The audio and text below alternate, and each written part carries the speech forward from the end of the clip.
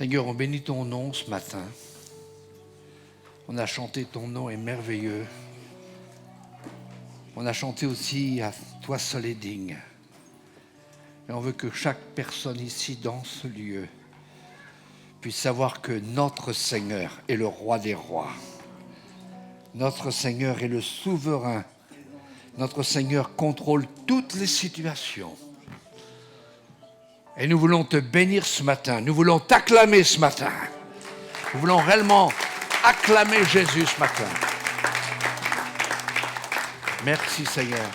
Amen. Vous pouvez prendre place. Merci au groupe de louanges.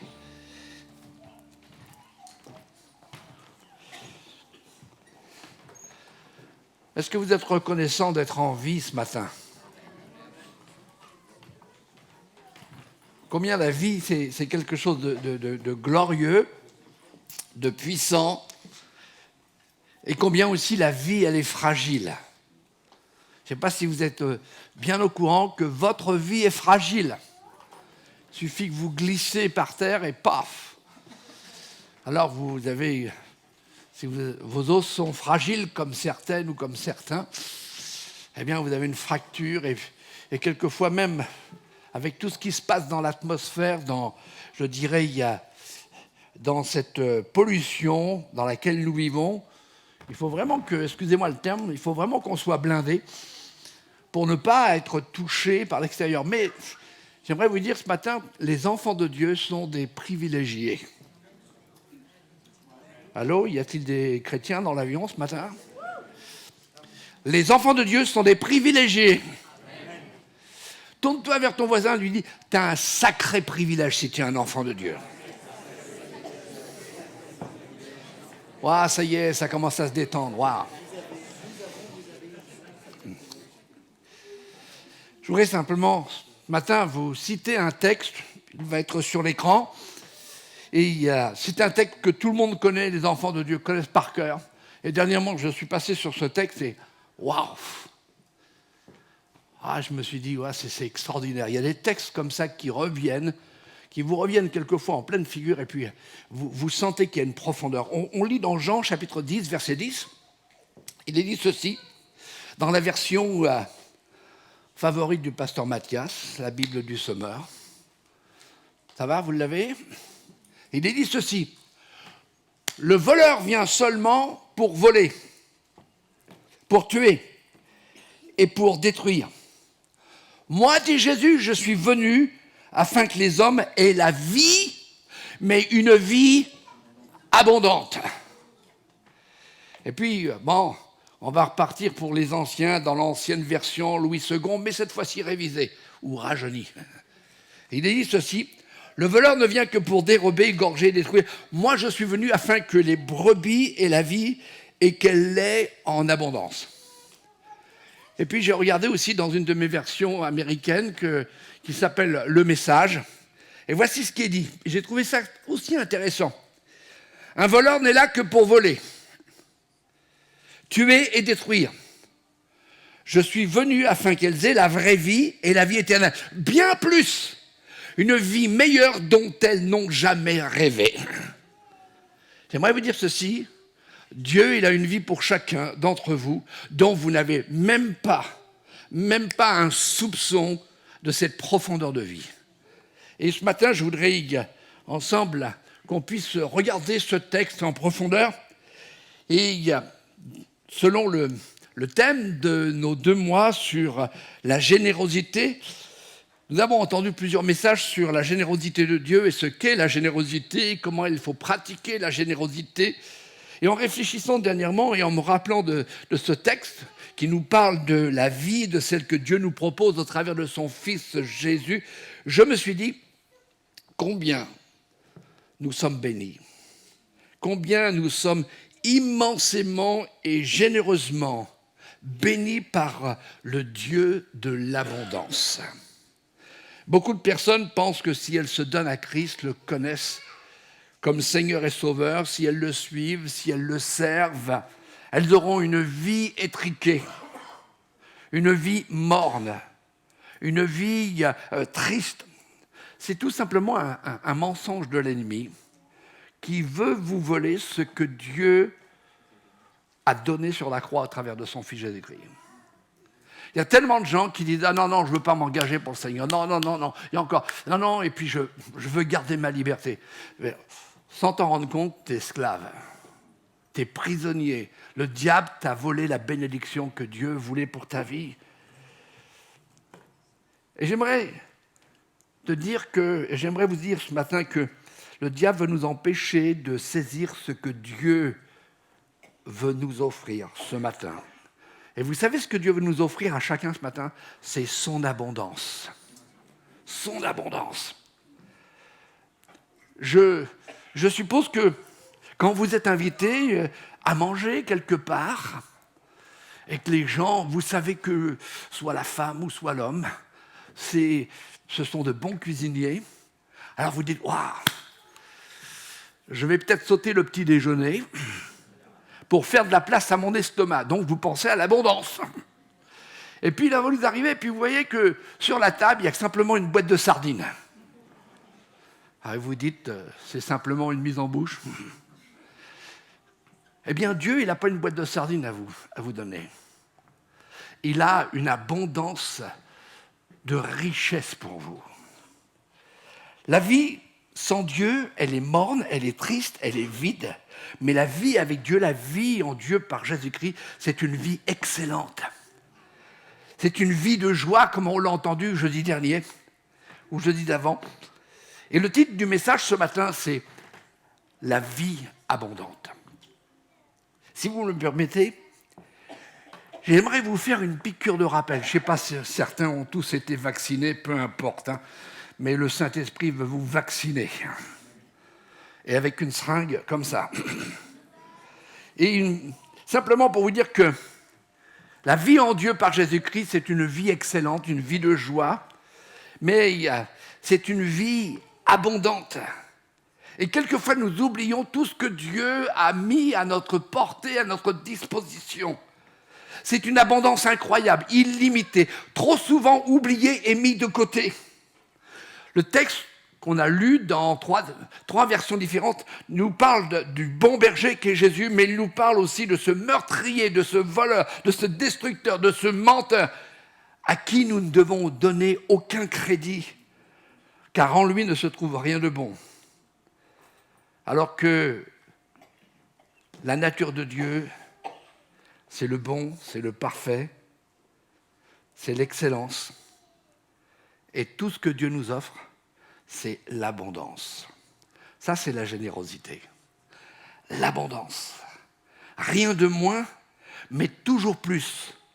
Pourquoi? Parce qu'on l'a chanté, c'est un Dieu qui est infiniment grand. Nous devrions tous les jours nous réjouir, car chaque matin, ces bénédictions, ces bontés, comme dit la Bible du Sommeur, ces tendresses ne sont pas épuisées, ces compassions ne sont pas à leur terme. Elles se renouvellent chaque matin. Jérémie 3, verset 23, nous donne aussi autre chose dans la version du message. L'amour loyal de Dieu ne s'épuise pas. Sa miséricorde ne saurait se dessécher. Chaque matin, c'est une nouvelle fraîcheur. Vous n'avez pas envie le matin de vous dire « fraîcheur de vivre en Jésus-Christ » et non pas Hollywood chewing gum. Là. J'espère que personne ne demande du chewing gum. Il y a des années de cela, quand on nettoyait les anciennes églises avec les chaises en bois, on trouvait des petites pustules collées. Alors peut-être que les gens ils mettaient leur chewing-gum comme ça pendant la prédication, puis après ils le reprenaient, ils le remangeaient. Mais... eux, ils ne connaissent pas l'abondance. Hein. Si ce n'est pas la générosité divine, de savoir que la miséricorde ne saurait se dessécher, que chaque matin c'est une nouvelle fraîcheur, alors laissez-moi vous dire qu'on ne trouve même pas cela dans une dimension humaine. Quand Dieu est notre Père, Jésus notre Sauveur, et Seigneur, le Saint-Esprit notre guide, alors l'abondance de Dieu, l'abondance qui est Dieu, est pour nous, même au sein de la difficulté. J'aimerais que tu te tournes vers ton voisin et que tu lui dises, avec Dieu, c'est l'abondance.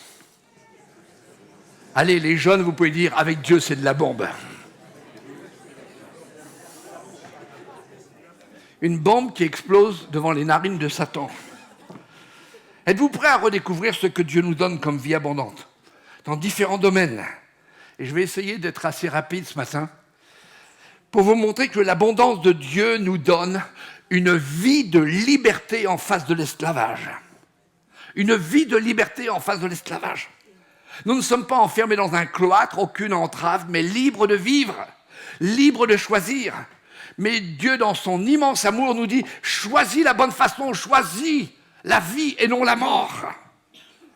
Libre d'aimer, libre d'aider, libre de rire, libre d'espérer, libre de danser, libre de nos chaînes, comme dit un vieux cantique. Nous marchons vers toi. Libre du péché. Parce que c'est pour la liberté que Christ nous a affranchis. Nous sommes libres en Jésus. La liberté abondante. Ne laissez pas l'ennemi vous ligoter, vous enfermer, vous emprisonner. Et vous allez voir que la suite, dans les différents domaines de ce que Dieu veut mettre son abondance dans votre vie, vous allez voir que le diable est constamment là pour vous brimer, pour vous arrêter, pour vous frustrer, pour vous limiter.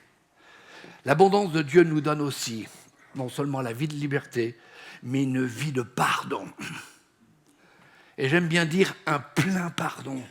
Pas un pardon à une demi-mesure, un pardon en face de la culpabilité. Combien de personnes, peut-être ce matin, disent « Ah, j'ai tellement fait, Dieu il ne peut pas oublier, Dieu il ne peut pas me pardonner. » Eh bien, le pardon, c'est le pardon du passé, c'est le pardon du présent, c'est le pardon aussi pour l'avenir. Le fait d'être en Christ ne fait pas de vous des êtres parfaits. Est-ce que vous le savez, ça? Est-ce qu'il y a quelqu'un de parfait ce matin? Non, je vois que tous vous êtes imparfaits. Mais ce qui est merveilleux, malgré nos imperfections, le pardon de Jésus est toujours actif.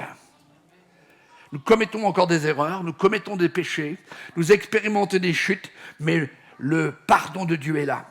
Un tel pardon que Dieu ne se souvient pas de nos fautes. Incroyable. Lui, l'intelligence suprême. Et ce n'est pas une faiblesse de mémoire, mais il décide de son propre chef de ne plus se souvenir de nos péchés. Tu ne veux pas dire amen à cela? Moi, je dis amen. Dès le moment où nous confessons, dès que le Saint-Esprit met dans notre cœur le fait que nous avons manqué, nous avons commis quelque chose, nous avons déraillé, et que nous disons « Oh Seigneur, pardonne-moi », dès l'instant, le pardon est actif, et dans la mémoire de Dieu, il y a un bug. Il ne se souvient plus. Et plus encore, il a décidé, c'est la Bible qui nous dit, d'enfouir nos péchés au plus profond de la mer. Et il met une grande pancarte, interdit d'aller les pêcher. Au fond des mers. Un autre texte nous dit qu'il a mis nos péchés sous ses pieds, parce qu'à la croix, il a vaincu le péché.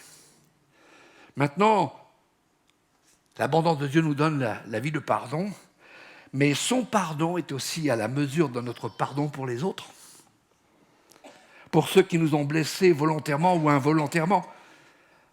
Et l'ennemi ne veut pas que nous vivions le pardon de Dieu. Il sème en nous la rancœur, il sème en nous l'amertume, il sème en nous la vengeance, et cela impute l'abondance de Dieu, notre liberté. L'abondance de Dieu, non seulement nous donne une vie de liberté, une vie de pardon, et on l'a chanté, il y a eu ce mot qui est revenu, mais c'est une vie de grâce abondante. En face de la disgrâce, en face de la condamnation. C'est ce qui suit le pardon, c'est la grâce de Dieu. Elle ne se manifeste pas uniquement à la conversion, mais à chaque fois que nous connaissons l'échec. À chaque fois que nous chutons, la grâce est là pour nous dire « relève-toi ». Comme Jésus dira à quelqu'un « moi non plus je ne te condamne plus, va et ne pêche plus ». À ce texte extraordinaire, ce chant qui est extraordinaire, grâce étonnante, grâce glorieuse, grâce si belle grâce, toujours présente, grâce merveilleuse, puissante grâce, une grâce inconditionnelle. Dieu ne nous met pas un bracelet électronique pour nous suivre à la trace en disant « tu es en approbation » ou nous envoyer une décharge électrique pour nous rappeler à l'ordre. Mais nous vivons non plus sous la loi, mais sous la grâce. Mais ne prenons jamais et ne jouons jamais avec la grâce de Dieu. Parce que la grâce de Dieu est beaucoup plus sévère que la loi. Parce que celui qui refuse la grâce, alors se laisse détruire par l'ennemi. L'abondance de Dieu nous donne une grâce abondante. Et puis, la grâce de Dieu, l'abondance de Dieu nous donne une vie de paix abondante, en face de la crainte. Celui qui trouble actuellement le monde et qui plonge les hommes et les femmes dans la terreur veut aussi nous voler notre paix. Mais nous savons que Jésus est le prince de la paix. Il vit en nous et plus nous vivons pour lui et en lui, plus nous avons une paix incroyable. Dans les moments les plus pénibles, les plus émouvants, sa paix nous inonde. Ta paix est comme une rivière. Avez-vous déjà essayé avec votre main d'arrêter une rivière ? Impossible. Eh bien, la paix de Dieu, rien ne peut l'arrêter en vous. Ta paix est une rivière. Ta paix est comme une montagne. Le vent de ton esprit souffle de partout et personne ne peut contrôler le vent. Ta joie qui nous inonde est une fontaine qui guérit. C'est ça l'abondance. Vous connaissez ce texte qui nous parle de la paix de Dieu qui surpasse toute intelligence. Et la Bible du Sommeur dit, alors la paix de Dieu qui surpasse tout ce que l'on peut concevoir gardera votre cœur et votre pensée sous la protection de Jésus-Christ. Et David dira, Dieu est pour nous un refuge, un appui, un secours qui ne manque jamais dans la détresse. C'est pourquoi nous sommes sans crainte quand la terre est bouleversée. Notre terre, notre pays de France, notre Europe est bouleversée en ce moment. Et combien de croyants voient aussi leur paix être secouée. Mais est-ce serait une paix de Dieu ou une paix factice ? La paix de Dieu. Pour avoir la paix de Dieu, il faut avoir fait la paix avec Dieu. La paix aussi intérieure, la paix avec soi, la paix avec les autres. Vivre en paix autant que cela nous est possible. Cela va au-delà de notre logique humaine, au-delà de notre raisonnement, au-delà de notre intelligence. Savez-vous que dans le Nouveau Testament, il y a 360 fois cette expression « ne crains pas » ou « ne crains rien ». Ça veut dire que tous les jours, il y a ce texte qui vient « ne crains pas ». Il est notre paix. Paix abondante. Et pour cela, dans la parole de Dieu, il y a plus de 7000 promesses pour chaque enfant de Dieu. L'abondance de Dieu, l'abondance de la paix. L'abondance de Dieu nous donne encore une autre chose. Une vie d'amour en face de la haine. Est-ce que vous connaissez l'amour de Dieu ? Un amour abondant, un amour inconditionnel. Lui, le juste, mourant pour nous injustes. L'amour qui comble les fossés, qui est un pont au-dessus de l'abîme qui nous séparait de Dieu. L'amour qui nous réconcilie avec Dieu. Et le Saint-Esprit déverse en nous son amour, nous permettant d'aimer Dieu, d'aimer nos frères, nos sœurs, mais aussi d'aimer nos ennemis. Est-ce que vous aimez vos ennemis ? Dans votre travail, des collègues qui essayent toujours de faire des choses contre vous, mais il faut les aimer. Mon vieux père avait toujours l'habitude de dire, si l'épée courbe le front, l'amour courbe le cœur. L'amour de Dieu. Notre monde a besoin d'amour. Il y a ce texte que l'on chantait à l'époque. Certains, quelquefois, on peut le chanter aussi. Quand les montagnes s'éloigneraient, quand les collines chancelleraient, mon amour ne s'éloignera point de toi. Mon amour envers toi, nous dit notre version, ne partira jamais. Et mon alliance de paix ne chancellera pas, dit l'Éternel, qui a compassion de toi. Une vie d'amour, une vie d'abondant amour. Quand vous allez frapper à la porte du trône de Dieu, à la porte, disons, du trône céleste, Vous frappez à la porte par votre prière, vous n'entendrez jamais « T'es occupé !»« T'es occupé !» Non. Dieu est toujours disponible. Jésus est disponible ce matin pour toi. Pourquoi ? Parce qu'il t'aime. Il t'aime d'un amour incommensurable. Il est dit qu'avant même le commencement, on était déjà dans le cœur de Dieu. C'est comme cela qu'il nous aime. Peu importe ta nature, peu importe ta culture, peu importe ton département. Là, c'est le 14, ici, c'est le 76, là-bas, c'est le 27. Peu importe. Peu importe notre origine. Dieu nous aime d'un amour infini, débordant. L'abondance de Dieu nous donne une vie d'amour en face de la haine. Un avant-dernier point, l'abondance de Dieu nous donne une vie dans sa présence en face de la solitude. Il est là à chaque instant, même si nous ne le voyons pas, même si nous ne le sentons pas, ses regards se posent sur nous. Il a dit qu'il serait avec nous tous les jours. Il ne peut pas mentir à sa parole. Il ne peut pas nous oublier. Il ne peut pas être indifférent. Il ne peut pas être sourd à nos cris. Il est pleinement, je pourrais dire, il est abondamment attentif pour ses enfants. Le prophète messianique Ésaïe a dit, même si les mères oubliaient leurs enfants, moi je ne t'oublierai pas. Waouh! Avez-vous déjà quelquefois pensé, ah Dieu m'a oublié? Ah Dieu, il a pas reçu mon télégramme, il n'a pas reçu mon texto. J'ai été oublié. Non, Dieu ne peut pas t'oublier. Parce qu'il a dit, je suis avec toi tous les jours. Une vie abondante. Je pourrais vous parler de 1000 expériences. Et encore, le chiffre est véritablement, je dirais, limité. Mais je me suis trouvé dans des situations où je pensais être seul et Dieu était avec moi. Les portes étaient fermées et Dieu les a ouvertes. C'est bien quand c'est Dieu qui ouvre les portes. Peut-être quelqu'un est en train de vivre de la solitude, j'aimerais te dire, Dieu est auprès de toi. Dieu veut être avec toi. Dieu veut te donner sa vie abondante. En plus, Dieu est à côté de toi et c'est lui qui veut combattre pour toi. C'est lui qui veut te protéger. C'est lui qui envoie ses anges pour veiller sur nous. N'est-ce pas une vie abondante? Et nous ne sommes jamais hors portée de son regard. Il nous voit et nous protège sans qu'on puisse le voir ni le sentir. Samedi dernier, nous avions un repas avec nos aînés et puis on a chanté ce vieux chant pour les aînés. Non, jamais tout seul. Mon Sauveur me garde, il me guide. Non, je ne serai jamais tout seul.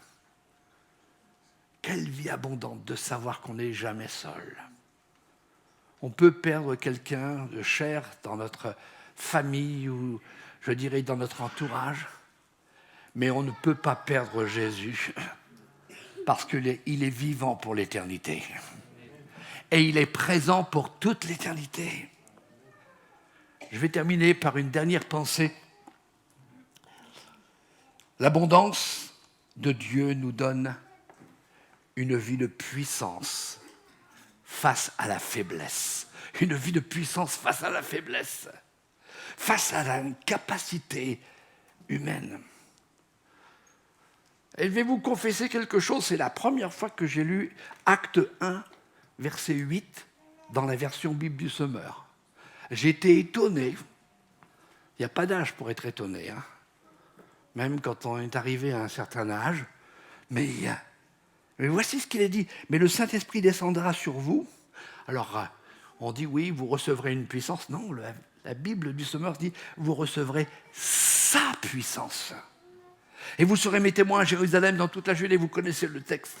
C'est-à-dire, vous recevrez sa puissance, vous recevrez sa plénitude, vous recevrez sa sagesse, vous recevrez sa connaissance. Vous recevrez une vie équipée, une vie abondante. Voilà pourquoi saint Paul a pu dire « Je puis tout par celui qui me fortifie ». Celui qui est en moi est plus fort que celui qui est dans le monde. Et nous lui appartenons. Donc nous sommes forts en lui. Sa force est en nous. Et nous recevons cette vie de puissance. Beaucoup aimé ce chant qui parle du nom de Jésus. Savez-vous que le nom de Jésus, c'est une arme que le diable craint? Est-ce que, quand vous êtes en difficulté ou vous avez un problème, est-ce que vous prononcez le nom de Jésus? Ou quelquefois vous prononcez un autre mot parce que vous arrive de faire quelque chose, mercredi. Prononcez le nom de Jésus, vous allez voir, ça change la situation, ça change la condition. Et ça change aussi votre condition parce que vous vous rappelez que Dieu vous donne la vie en abondance. Le Saint-Esprit en nous nous rend forts, nous rend aimants, nous rend aussi équilibrés, nous rend réfléchis. Ça, c'est l'abondance de Dieu. Je voudrais simplement vous partager simplement la conclusion. Est-ce que tu peux venir au clavier, s'il te plaît?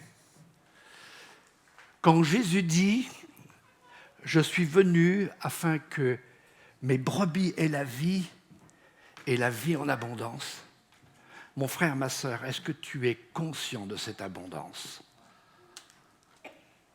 Si on était conscient de cette abondance, la tristesse ne serait plus dans notre vie. La déprime ne pourrait pas envahir notre cœur, notre esprit, notre mental. Je suis venu afin que les hommes et les femmes aient une vie en abondance, une vie qu'ils n'ont jamais imaginée. Est-ce que nous sommes conscients de cela? Est-ce que nous sommes ce matin reconnaissants? Ou est-ce que nous continuons à nous plaindre, à gémir, à critiquer? Est-ce que nous vivons constamment dans cet état de médiocrité? Ou vivons-nous cette abondance qui est Dieu? J'aimerais vous dire toutes les choses qui peuvent arriver dans votre vie si vous avez l'abondance de la vie, l'abondance de sa vie. Toutes choses, c'est pour votre bien. Romains 8, 28, toutes choses concourent au bien de ceux qui aiment Dieu, de ceux qui sont appelés à vivre de l'abondance de Dieu. Nous avons un grand Dieu qui nous donne une vie en abondance, pas seulement pour nous-mêmes, mais pour transmettre cet évangile de puissance, de grâce, de pardon, de libération autour de nous. J'aimerais vous dire, dans les temps où nous vivons actuellement, il est temps de nous relever et de vivre cette abondance qu'est Dieu. Vivre Dieu, vivre sa vie. Mais pour vivre sa vie, il faut être prêt à perdre notre vie. Il faut être prêt à renoncer à nos plans, à nos projets et à recevoir les projets de Dieu. Ce sont des projets de paix, de bonheur, des projets d'abondance.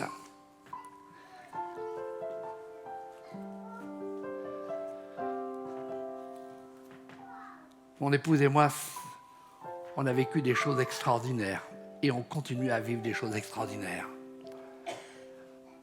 Ça va faire bientôt 45 ans qu'on vit l'abondance de Dieu. Du début jusqu'à aujourd'hui, on peut voir comment Dieu s'est manifesté d'une façon glorieuse. On était dans le besoin, il a pourvu à tous nos besoins parce qu'il est le Dieu de l'abondance. On était dans l'inquiétude, il est venu, sa paix nous a inondés. Et l'inquiétude a été obligée de déguerpir. Il est temps de vivre cette abondance que Dieu met à notre disposition, afin que nous allions et que nous remplissions le royaume de Dieu de tous ceux qui sont dans la misère et la pauvreté spirituelle. Tu as été appelé, mon frère, tu as été appelé, ma sœur, pour aussi que tu puisses répandre l'abondance autour de toi. C'est ce que Jésus a dit à la Samaritaine. Des sources d'eau vive couleront. Cette vie éternelle, elle est en nous. C'est une abondance jusque dans la vie éternelle. Quelle espérance! Un jour, nos yeux le verront, un jour, nous serons avec lui. Et l'abondance fera en sorte que nous serons comme lui. Nous régnerons avec lui. Et pour cela, il faut vivre sa vie en abondance. J'aimerais donner le dernier mot de ce petit message. Quelle générosité! Quelle générosité! Aucune religion sur terre ne peut apporter. Nous n'avons pas de religion, mais nous avons un Dieu puissant, un Dieu abondant. J'aimerais pendant quelque temps que vous qui êtes là, vous puissiez vous lever à votre place et que vous puissiez à nouveau constater l'abondance que Dieu a mis à votre disposition. Et peut-être que vous reconnaissiez, Seigneur, je n'ai pas vraiment saisi ce mot de l'abondance. Tu veux que j'ai la vie et la vie en abondance. Pas une vie de regret, pas une vie de difficulté, pas une vie, je dirais, une vie qui est absolument vide, mais une vie pleine de toi. Et dans les difficultés, tu es là près de moi. Et Jésus dira, nul ne vous ravira de ma main. Parce que c'est une vie, c'est une main qui a été percée pour vous à cause de l'abondance de son cœur, l'abondance de l'amour de Dieu. Je voudrais vous inviter à mettre votre main sur votre cœur, sur votre poitrine. Et commencer à dire merci Seigneur pour cette vie en abondance. Merci pour cette vie abondante. Peut-être tu es seul et tu dis merci Seigneur parce que je ne suis plus jamais seul. Et peut-être que certains disent mais j'ai des difficultés à vivre seul. Eh bien laisse-moi te dire, l'abondance de Dieu va permettre que tu ne sois plus jamais seul. Commencez à bénir le Seigneur ensemble avant que le groupe de louanges puisse nous entraîner encore dans cette adoration. Commence à remercier le Seigneur et dis merci Seigneur pour cette vie que tu me donnes, une vie en abondance, une vie d'amour, une vie de pardon, une vie de liberté, une vie de présence de Dieu en moi et une vie de puissance par le Saint-Esprit. Seigneur, je veux te bénir ce matin pour ce que tu fais dans les cœurs. À cause de ton abondance, nous sommes les gens les plus heureux de la terre. Et notre bonheur doit absolument interpeller ceux qui sont dans la misère. Et on te dit, gloire à ton nom ce matin, Seigneur. Gloire à toi, Jésus. Nous te bénissons, nous te louons, nous t'adorons. Amen.